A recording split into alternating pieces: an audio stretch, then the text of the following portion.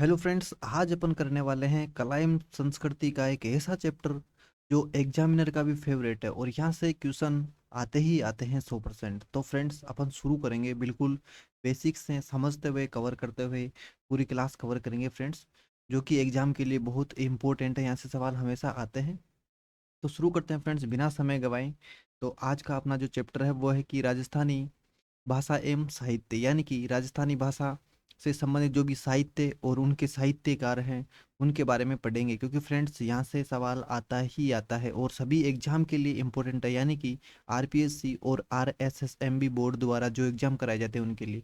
तो फ्रेंड्स बिना समय गंवाए शुरू करते हैं। और आप एक बार क्लास को पूरी देखना, आप सोचकर हैरान हो जाएंगे कि इतनी शानदार क्लास हमने जो आधे घंटे के अंदर कवर कराई है ना, एग्जाम के पॉइंट ऑफ व्यू से बहुत ज़्यादा इंपॉर्टेंट है फ्रेंड्स। तो शुरू करते हैं। आज का जो चैप्टर है अपना वो है साहित्यिक भाषा एवं साहित्य, यानी कि भाई राजस्थानी भाषा एवं साहित्य, जिसके अंदर अपन देखेंगे साहित्यिक विकास और काल विभाजन, यानी कि जो राजस्थानी जो भाषा एवं उससे संबंधित जो साहित्य था उसका विकास किस प्रकार हुआ और कौन कौन से काल में उसे बांटा गया है। तो फ्रेंड्स सबसे पहले अपन देखेंगे प्रारंभिक काल था, उसको वीरगाथा काल कहा गया फ्रेंड्स। प्रारंभिक काल को कौन सा काल कहा गया? वीरगाथा काल, जिसकी जो अवधि है वो थी 1050 ईस्वी से 1450 ईस्वी, लगभग 400 वर्षों तक। ठीक है, प्रारंभिक काल या वीरगाथा काल। ठीक है, ये 1050 ईस्वी से 1450 ईस्वी तक। ठीक है फ्रेंड्स, उसके बाद में दूसरा था भक्ति एवं मध्यकाल। ठीक है, भक्ति काल या मध्यकाल। ठीक है, ये 1450 ईस्वी से 1850 ईस्वी।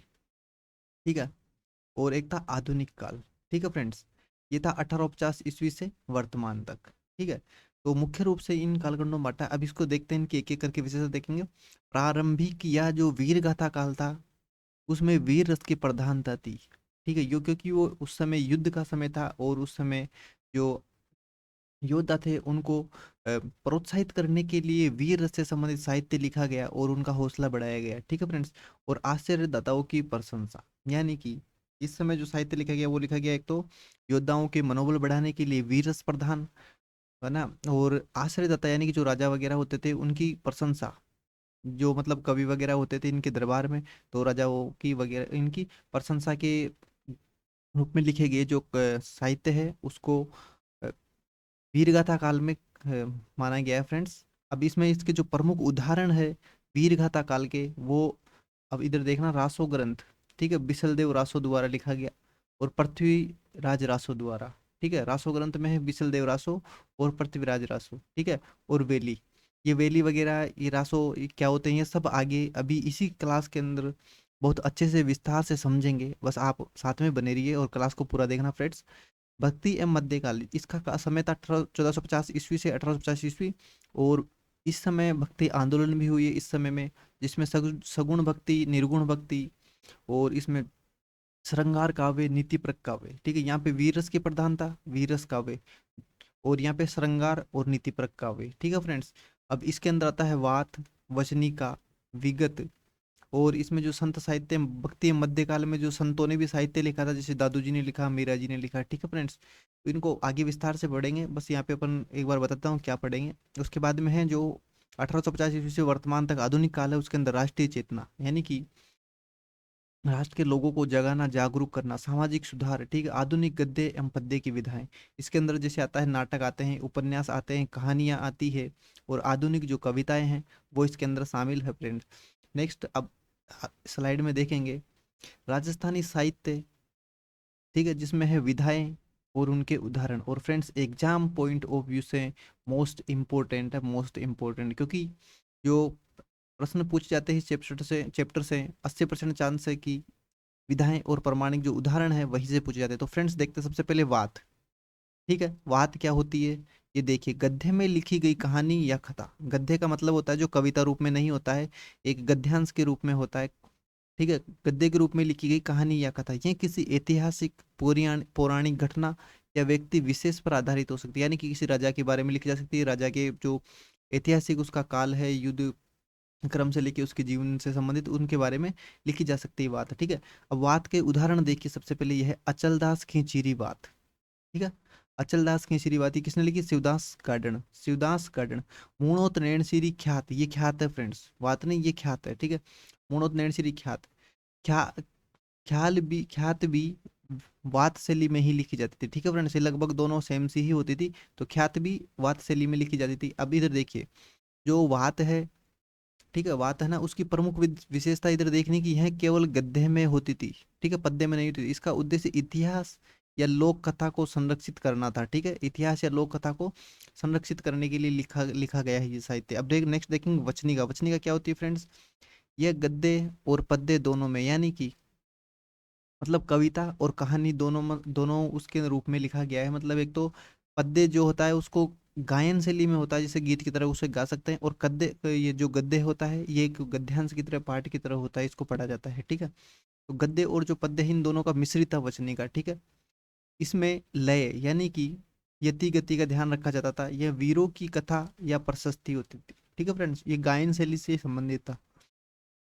अब देखिए इसमें अचलदास खिंचरी वचनिका, ये भी शिवदास गार्डन ने लिखी है, अचलदास खिंचरी वचनिका। अब देखिए, यह चंपू काव्य शैली का उदाहरण है। चंपू काव्य शैली होती है जो गद्य एवं पद्य से मिश्रित होती है। यहाँ पर ने देखा गद्य एवं पद्य दोनों से मिश्रित रचना है, उसको चंपू काव्य शैली कहते हैं। और इसका उदाहरण कौन सा है? अचलदास खिंचरी वचनिका। अच्छे तरीके से याद करना है चंपू शैली में। ठीक है, वचनिका चंपू शैली में ही होती है, और जो बात होती है वो गद्य में होती है, केवल गद्य में। ठीक है, ये गद्य एवं पद्य दोनों में होती है। उसके बाद अपन देखेंगे वेली। वेली क्या होती है भैया? ये छंदबद्ध लंबी कविता होती है फ्रेंड्स, कविता टाइप में होती है एक, न कि गद्य में। ठीक है, केवल पद्य में छंदबद्ध लंबी कविता होती है जिसमें कृष्ण रुक्मणी विवाह, ठीक है, या अन्य प्रेम कथाओं पर आधारित श्रृंगार एवं वीर रस, ठीक है, किसका? श्रृंगार एवं वीर रस का मिश्रण होता है वेली के अंदर। ठीक है, वेली किशन रुक्मणी किसने लिखा? पृथ्वीराज राठौड़ ने। फ्रेंड्स, जो इनको जो ये साहित्य और इनके जो लेखक है ना, वहीं से अधिकांश क्वेश्चन पूछे जाते हैं। अचलदास खिचरी वचनिका। ठीक है, वचनिका चंपू शैली में लिखी जाती है, शिवदास गार्डन इसके लेखक है। अचल है ना। उसके बाद में वेली किशन रुक्मणी, पृथ्वीराज राठौड़ इसके लेखक है फ्रेंड्स। ठीक है, राव शिरो छंद, ये बीटू सुजा ने लिखा था। इसे छंद विधा में भी गिना जाता है। ठीक है, इसको इसको राव शिरो छंद को, तो छंद में भी आता है और ये वेली में भी आता है। ठीक है, क्योंकि इनकी विशेषताएं मैच करती हैं यहाँ। अब देखो, दुर्सा आडा ने लिखा था वेली किशन रुक्मणी, ठीक है, को पांचवा वेद कहा। दुर्सा आडा ने क्या कहा? वेली किशन रुक्मणी को पांचवा वेद। किसने? दुर्सा आडा ने। जबकि लिखा किसने था इसको, वेली किशन रुक्मणी को? पृथ्वीराज राठौड़ ने। तो फ्रेंड्स, अच्छे तरीके से समझते हुए चलेंगे। ख्याल या ख्यान किसे कहते हैं? ख्याल या आख्यान, ख्याल या आख्यान। ठीक है, किसी राजा या राजवंश के इतिहास का वर्णन, ठीक है, जिसे चारणों ने लिखा। ठीक है, किसने लिखा है? ख्याल, ख्याल या आख्यान चारणों ने लिखा है। राजवंश के इतिहास का वर्णन, राजा या राजवंश के इतिहास का वर्णन, जिसको आख्यान कहते हैं। ठीक है, अब इसमें देखते हैं मूणोत नैणसिरी ख्यात, मुंडियारी ख्यात। ठीक है, ख्यात या आख्यान, यहाँ पे ख्यात है फ्रेंड्स, ख्यात या आख्यान। ठीक है, तो मूणोत नैणसिरी ख्यात, मुंडियार ख्यात, ये राठौड़ों की ख्यात है, जिसको मुंडियार ख्यात को। ठीक है, यह इतिहास को क्रमबद्ध रखने का साधन थी, इतिहास को क्रमबद्ध रखने के लिए ये ख्यात। ठीक है, और यहाँ पे वात आया था फ्रेंड्स। ठीक है, ये वात से जो है वो ख्यात शैली से मिलती जुलती है। जैसे यहाँ मूणोत्तीर्ण ख्यात लिखा है ना, ये इसी शैली में है। तो यानी कि जो वात और जो ख्यात है वो लगभग एक ही शैली में आती है, बस नाम अलग है इनका। लेकिन ये केवल गद्य में, ये भी गद्य में ही आती है। मूणोत्तीर्ण ख्यात, मुंडियारी ख्यात, राठौड़ी ख्यात। ठीक है, अच्छे से याद कर लेना। उसके बाद में देखेंगे प्रकाश। प्रकाश क्या होता है फ्रेंड्स? किसी वंश या व्यक्ति विशेष की महिमा का वर्णन। ठीक है, कोई भी राजा या व्यक्ति विशेष है, उसकी जो महिमा है उसका वर्णन किया जाता है। जैसे बाबू प्रकाश, इसकी रचनाकार कौन है? आसिया मोड़ जी। ठीक है, बाबू प्रकाश किसने लिखी? आसिया मोड़ जी ने लिखी है फ्रेंड्स। अब इसमें देखिए, आख्यानात्मक और चरित्र मूलक रचना, इसका मतलब है कि उनके जीवन से संबंधित और उनकी प्रशंसा में, और उनको एक चरित्रवान के रूप में वर्णित करती है ये। ठीक है, महिमा का वर्णन करते हैं। तो बाबू प्रकाश का, आसिया मोड़ जी। ठीक है, नेक्स्ट चलते हैं फ्रेंड्स, प्रश्न संख्या, ये स्लाइड 3 पे। राजस्थानी साहित्य, इसमें विधाएं और प्रमाणिक उदाहरण, यानी कि उसके अलावा भी और विधाएं हैं, जैसे वात या बात। ठीक है, वात या बात यानी गद्य में लिखी गई कहानी या कथा, ये किसी ऐतिहासिक पौराणिक घटना पर आधारित होती है। और अचलदास की चिरी बात, शिवदास गार्डन। ठीक है, उसके बाद में आया वचनी का, ये गद्य और पद्य दोनों में मिश्रित रचना है फ्रेंड्स। गद्य और पद्य में दोनों में ये मिश्रित रचना है वचनी का। ठीक है, इसमें लय का ध्यान रखा जाता है, प्रशस्ति, वीरों की कथा आदि इसमें संबंधित। अब देखिए अचलदास खिचड़ी वचनिका, इसको किसने लिखा? शिवदास गार्डन ने। तो ये अच्छे से याद रखना वचनिका। और वचनिका एक चंपू शैली में होती है, अभी अपने पढ़ा था, पीछे भी आया था, एक गद्य एवं पद्य शैली का मिश्रण। उसके बाद में देखेंगे रासो। रासो क्या है फ्रेंड्स? किसी शासक की कीर्ति, युद्ध और वंश का वर्णन। ठीक है, किसी शासक की कीर्ति, युद्ध और वंश का वर्णन करने वाला काव्य। इसमें वीर रस की प्रधानता होती है रासों में। रासों में क्या होता है फ्रेंड्स? वीर रस की प्रधानता। ठीक है, यानी कि वो उनके वीर और वीरों के जोश को दिखाने वाला जो, और जोश को बढ़ाने वाला जो साहित्य है, उसको रासो साहित्य में माना गया है फ्रेंड्स। और इनके उदाहरण है बीसल देव रासो, साहित्य का नाम है, और साहित्यकार नरपति नाहल है। ठीक है, हमीर रासो, हमीर रासो दो ने लिखा था अलग अलग, एक हमीर रासो लिखा था सारंगधर ने, और एक हमीर रासो लिखा था जोधराज ने। ठीक है फ्रेंड्स, तो आपको अच्छे से याद रखना है। बिसल देवरासो नरपति नाहले ने लिखा, हमीर देवरासो सारंगधर ने लिखा, एक तो एक जोधराज ने लिखा था। अचलदास खिचड़ी वचनी का शिवदास गार्डन ने। और रासों में क्या होता है? किसी शासक की कीर्ति, युद्ध और वंश का वर्णन। ठीक है, इसमें वीर रस की प्रधानता होती है, तो अच्छे तरीके से याद करना। उसके बाद में ख्यात या आख्यान, जो भी अपन ने पढ़ाया था, राजा राजवंश के इतिहास का वर्णन। ठीक है, ये रासो और ये ख्याल लगभग एक जैसे ही है। ठीक है, इसमें चारणों ने लिखा, और राठौड़ ख्यात भी कहते हैं। ठीक है, पूर्णोत नैणसीरी ख्यात, मुंडियारी ख्याति इसके उदाहरण है। ठीक है फ्रेंड्स, उसके बाद में प्रकाश अभी अपन ने पढ़ लिया, किसी व्यक्ति विशेष। उसके बाद में आता मरसिया। ये मरसिया फ्रेंड्स बहुत सी बार पूछा गया है ना, इसको अच्छे से याद करो। किसी की मृत्यु पर शोक व्यक्त करते हुए लिखा गया काव्य। ठीक है, यानी कोई विशेष व्यक्ति या राजा वगैरह जो मर जाते थे, उनकी मृत्यु पर शोक व्यक्त करते हुए, ठीक है, मृत्यु पर शोक व्यक्त करते हुए जो काव्य लिखा गया, उसको मरसिया कहते हैं। बड़ा मरसिया, बड़ा मरसिया किनका है? लक्ष्मण सिंह द्वारा लिखा गया बड़ा मरसिया। ठीक है, बड़ा मरसिया किसके द्वारा लिखा गया? लक्ष्मण सिंह द्वारा। उसके बाद में देखते हैं वेली। वेली अपन ने देखा था कृष्ण रुक्मणी विवाह या अन्य प्रेम कथाओं पर आधारित वीर एवं श्रृंगार रस का मिश्रण है ये। ठीक है, क्या फ्रेंड्स? वीर एवं श्रृंगार रस का मिश्रण, लंबी कविता है। ठीक है, वेली, राव जेत शिरो छंद बीटू सुजा। ठीक है, अब उसके बाद में पर्ची। पर्ची क्या होता है? देखो, एक तो मरसिया होता है वो मरने पर। पर्ची क्या होता है? किसी संत या महात्मा के जीवन परिचय। ठीक है, पर्ची का मतलब परिचय। ठीक है, जिस किसी संत या महात्मा के जीवन परिचय एवं अनुभवों का विवरण। ठीक है फ्रेंड्स, अच्छे तरीके से याद करें। पर्ची क्या होता है? किसी संत या महात्मा के जीवन परिचय और अनुभवों का विवरण। जैसे संत जसनाथ जीरी पर्ची। ठीक है, संत जसनाथ जीरी पर्ची। उसके बाद में आता है सिंधु, वीरों की उत्साहपूर्ण कविताएं। ठीक है, वीरों की उत्साहपूर्ण कविताएं, जैसे वीर सतसई सूर्यमल मिश्रण।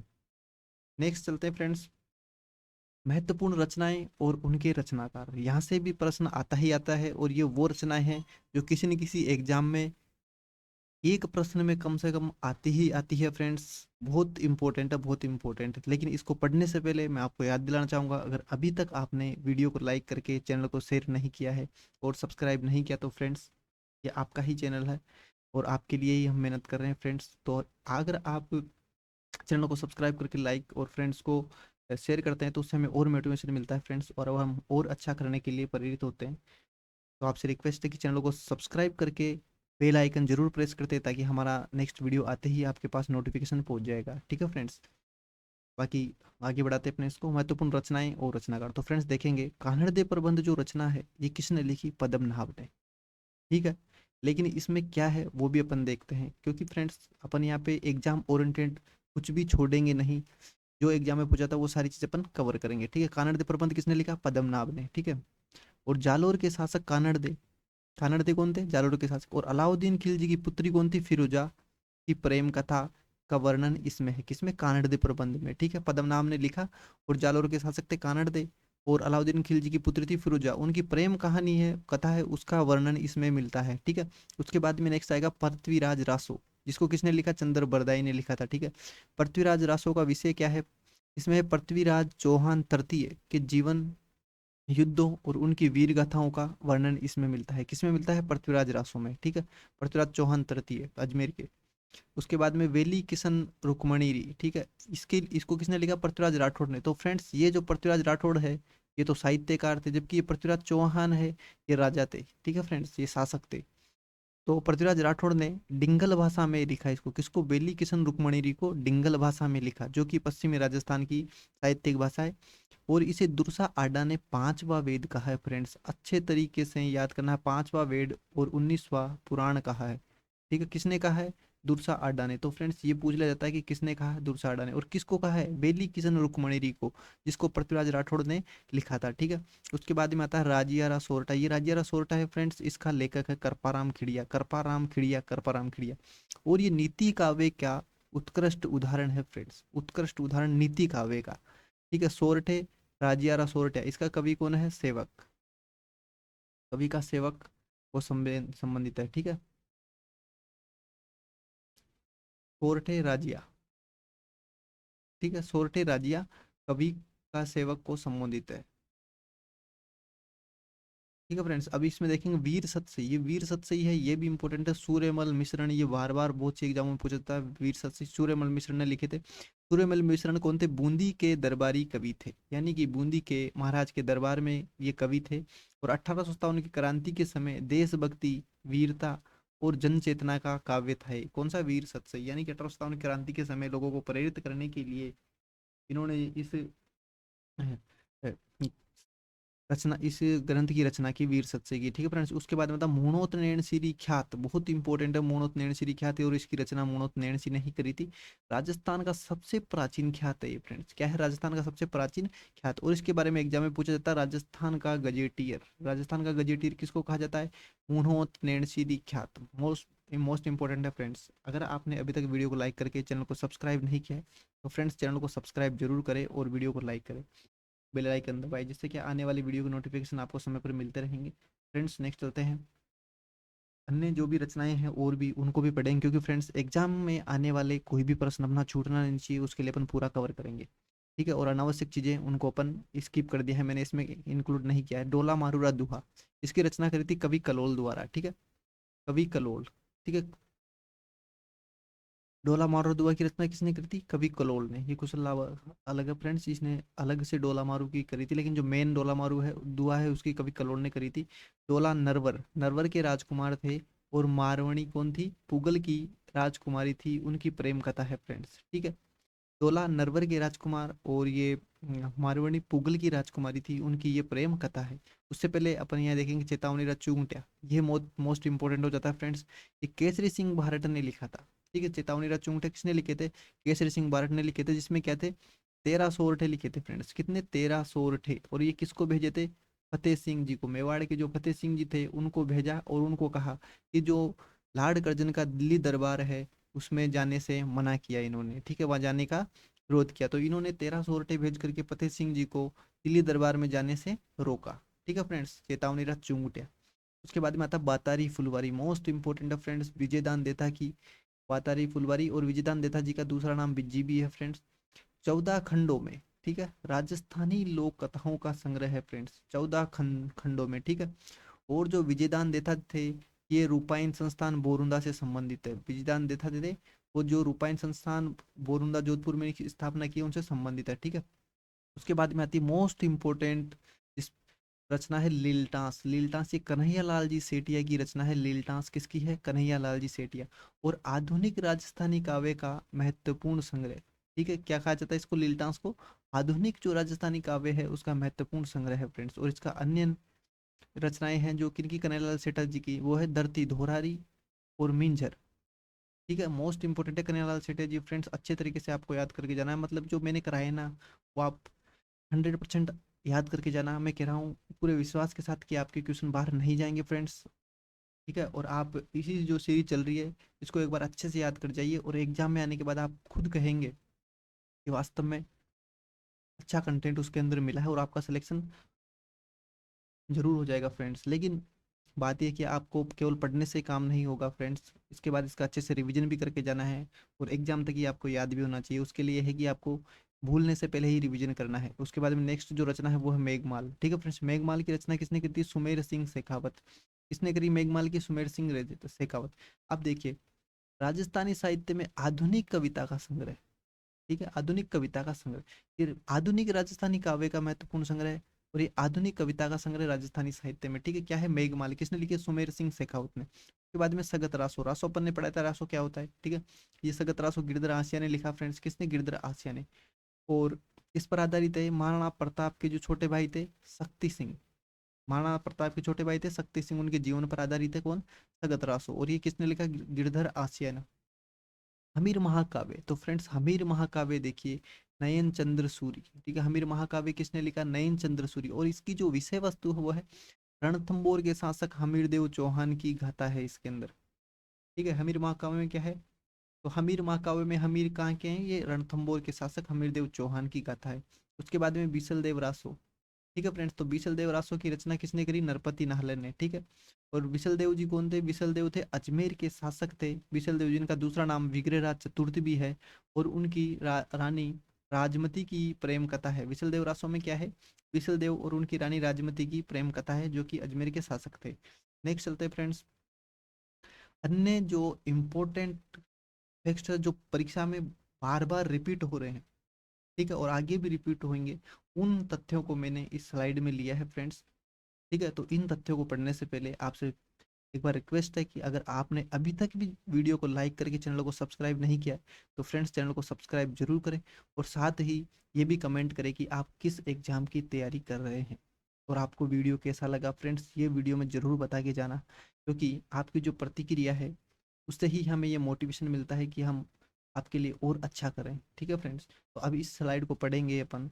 अन्य महत्वपूर्ण तथ्य जो एग्जाम में बार बार पूछे जाते हैं, रिपीट होते हैं, ठीक है। अब देखिए उद्योतन सूरी ने कूले माला ग्रंथ लिखा। कौन सा? कूले माला ग्रंथ का नाम है। 778 ईस्वी में कूले माला ग्रंथ लिखा किसने? उद्योतन सूरी ने। तो इसमें राजस्थानी भाषा को मरु भाषा कहा गया है, ठीक है। राजस्थानी भाषा को क्या कहा गया है? मरु भाषा, जो कि राजस्थानी का प्राचीनतम नाम है। तो राजस्थानी भाषा का प्राचीनतम नाम क्या मिलता है? मरु भाषा। और कौन से ग्रंथ में मिलता है? कूले माला में। कूले माला ग्रंथ की रचना किसने करी थी? उद्योतन सूरी ने, ठीक है फ्रेंड्स। नेक्स्ट दूसरा फैक्ट वो है एलपी टेसी ट्योरी। एलपी टेसी ट्योरी राजस्थानी भाषा के विकास पर महत्वपूर्ण शोध का कार्य किया, ठीक है। इन्होंने रिसर्च किया राजस्थानी भाषा पर बहुत ज्यादा, और इसे दो भागों में बांटा, ठीक है। कौन सी? पश्चिमी राजस्थानी को डिंगल, किसने? एलपी टेसी ट्योरी ने। और पूर्वी राजस्थानी को पिंगल में वर्गीकृत किया, ठीक है फ्रेंड्स। उसके बाद में आते हैं मोतीलाल मेनारिया जी। मोतीलाल जी मेनारिया ने राजस्थानी साहित्य के इतिहास को क्रमबद्ध किया। क्या किया? राजस्थानी जो साहित्य था उसका इतिहास था बिखरा हुआ था, उसको एक सीरियल वाइज जमाया इन्होंने, ठीक है। उसके बाद में आता है राजस्थानी भाषा का स्वर्ण काल कौन सा समय माना जाता है? तो फ्रेंड्स इसका आंसर है 1700 से 1900 संवत। ये विक्रम संवत की बात हो रही है फ्रेंड्स। सक संवत विक्रम संवत है, ये विक्रम संवत 1700 से 1900 तक। लेकिन ईस्वी में अपन बात करें तो ईस्वी में आएगा ये 1650 से, यानी कि 1650 से 1850 ईस्वी, ठीक है फ्रेंड्स। तो ये इसको राजस्थानी भाषा का स्वर्ण काल कहा जाता है। अब देखिए साहित्य अकादमी नई दिल्ली द्वारा राजस्थानी को एक स्वतंत्र भाषा के रूप में मान्यता मिली है, ठीक है। यानी कि राजस्थानी भाषा एक स्वतंत्र भाषा है, लेकिन राजस्थानी भाषा को संवैधानिक मान्यता प्राप्त नहीं है, ठीक है। राजस्थानी भाषा को संवैधानिक मान्यता प्राप्त नहीं, यानी कि राजस्थान की वो जो संविधान की 8वीं अनुसूची में इसको शामिल नहीं किया गया है। उसके बाद में देखेंगे पृथ्वीराज रासो की भाषा को पिंगल और डिंगल का मिश्रण माना गया है फ्रेंड्स, ठीक है। जो पृथ्वीराज जी थे, पृथ्वीराज रासो, ये चंद्र बरदाई द्वारा लिखी गई है पृथ्वीराज रासो। इसकी भाषा को पिंगल और डिंगल का मिश्रण माना गया है फ्रेंड्स, ठीक है। अब जो दोनों संस्थान है ये बहुत इंपॉर्टेंट है, ये आपको अच्छे से याद करना है। राजस्थानी साहित्य अकादमी की स्थापना 1958 में उदयपुर में हुई, ठीक है फ्रेंड्स। राजस्थानी साहित्य अकादमी, ठीक है। पहले सबसे पहले क्या है? साहित्य अकादमी, ओनली साहित्य अकादमी, ठीक है। साहित्य अकादमी की स्थापना कहाँ हुई? उदयपुर में। लेकिन राजस्थानी भाषा साहित्य एवं संस्कृति, भाषा साहित्य एवं संस्कृति तीनों एक साथ है, वो कहाँ हुई? बीकानेर में। अच्छे से याद करना। साहित्य, राजस्थानी भाषा, राजस्थानी साहित्य, पहले तो साहित्य अकादमी, साहित्य अकादमी उदयपुर, ठीक है। लेकिन भाषा साहित्य संस्कृति, ठीक है। तो भाषा बी से हो रही है, भाषा साहित्य संस्कृति बीकानेर। भाषा साहित्य संस्कृति बी से, भाषा साहित्य संस्कृति बीकानेर, जबकि साहित्य उदयपुर, ठीक है फ्रेंड्स। तो आशा करता हूँ कि ये क्लास आपको बहुत ज़्यादा पसंद आई होगी फ्रेंड्स। और यहाँ से मैं आपको विश्वास दिला दूँ कि एग्जाम में इस चैप्टर से जो आने वाले सवाल हैं वो आपके बाहर नहीं जाएंगे।